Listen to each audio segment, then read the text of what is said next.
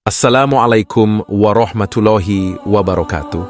Sahabat Berkah Ilmu, kali ini Berkah Ilmu akan menceritakan kisah yang sangat teladan, sederhana, serta murah hati dari seorang Amirul Mukminin Khalifah Umar bin Khattab, seorang raja tanpa beristana.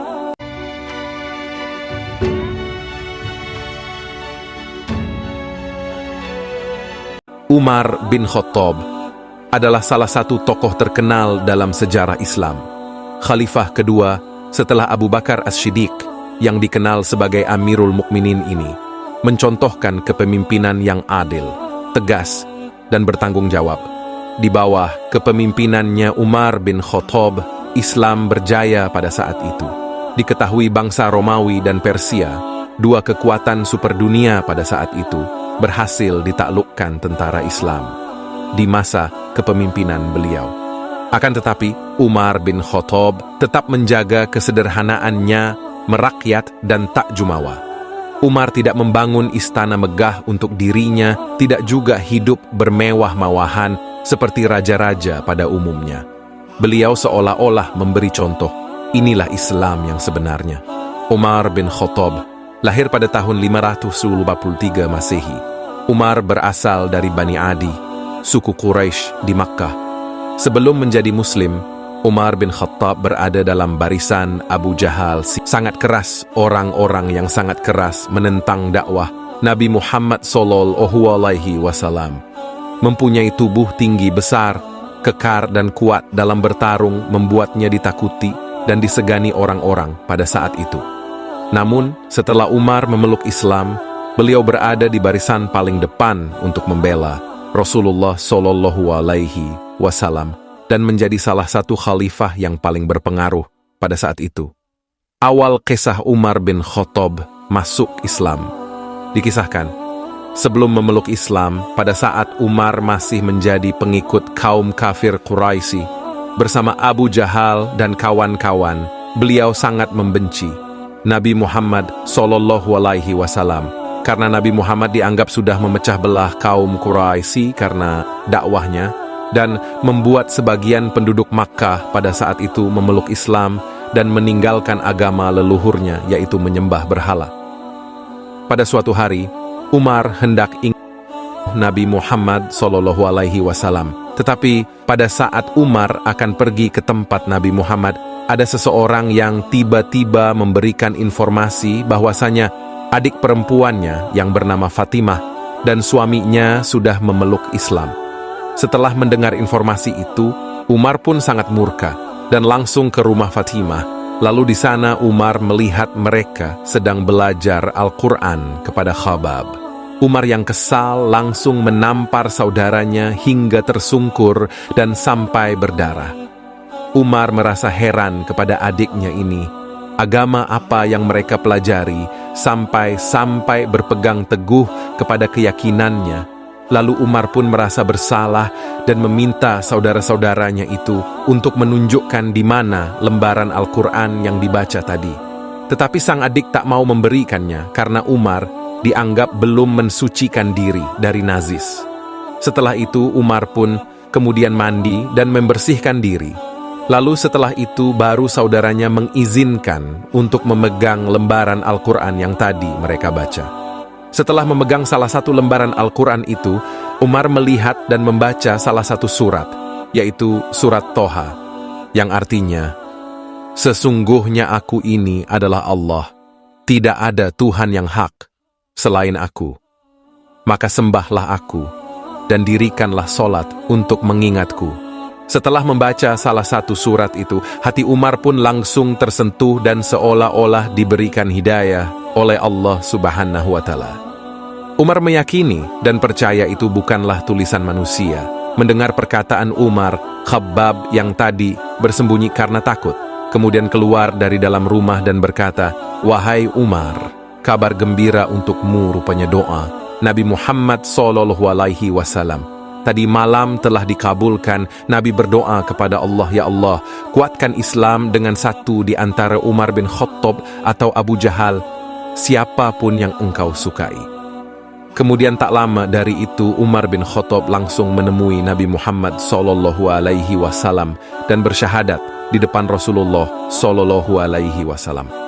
Menurut riwayat, Umar pada saat itu berusia 39 tahun.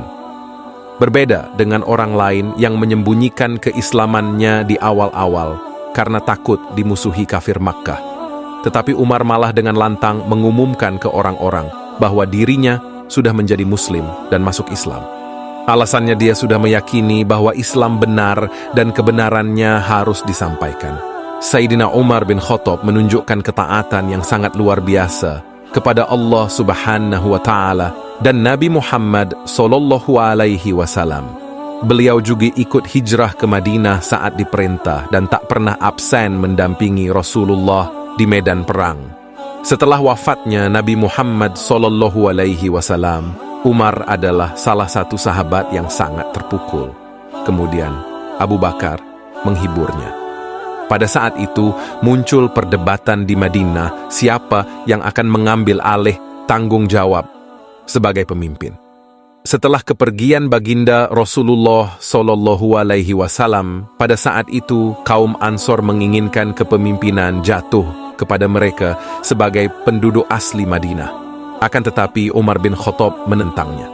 Beliau berbicara kepada umat Islam tentang karakter hebatnya Abu Bakar As-Siddiq, orang nomor 2 setelah Nabi Muhammad, dan menyarankan untuk menjadi khalifah pertama Islam pada waktu itu. Dan akhirnya kaum Ansor dan yang lainnya pun setuju dengan pendapat Umar.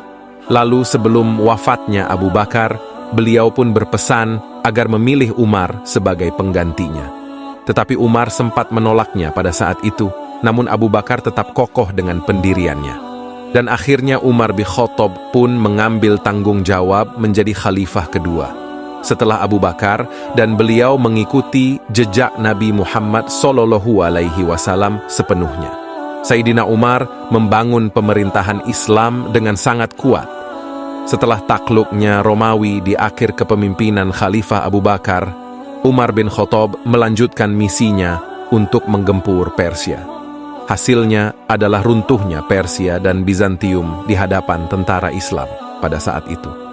Dalam 10 tahun kekuasaannya beliau, seluruh kekaisaran Persia, Suriah, Palestina, Mesir, dan sebagian Turki berada di bawah panji-panji Islam dan bangsa-bangsa memasuki lapisan Islam. Umar bin Khattab bukan hanya seorang raja, tetapi juga seorang administrator yang sangat baik, karena beliau adalah pendiri sebenarnya dari sistem politik Islam. Beliau memberlakukan hukum keilahian dalam sistem pemerintahan. Umar juga melindungi keamanan internal dengan memperkenalkan pasukan. Beliau memberikan uang kepada orang miskin, membangun markas dan benteng untuk keamanan pasukan Islam. Beliau membangun kota-kota baru untuk pertumbuhan budaya dan peradaban Islam. Lalu meningkatkan pertanian dan ekonomi negara Islam, membangun sistem pendidikan di negara Islam. Singkatnya, Khalifah Umar bin Khattab adalah pendiri negara Islam yang sangat hebat di masa itu. Salah satu kisah kesederhanaan Khalifah Umar bin Khattab. Pada suatu ketika ada seorang raja dari negara lain yang berkunjung ke kota Madinah Al-Munawwarah. Raja-raja tersebut pun bertanya kepada orang Madinah, "Di mana istana pemimpin kalian?" Lalu orang Madinah pun menjawab, "Pemimpin kami tidak mempunyai istana." Raja tersebut bertanya lagi, "Kalau begitu di mana pemimpin kalian dan rumahnya di mana?" Orang Madinah pun menjawab, "Kalau memang ingin bertemu pemimpin kami, biasanya beliau ada di masjid. Kalau tidak, biasanya di halaman masjid. Ada pohon yang rindang dan pemimpin kami tidur di sana." Ucap penduduk Makkah. Ketika didatangi, benar saja.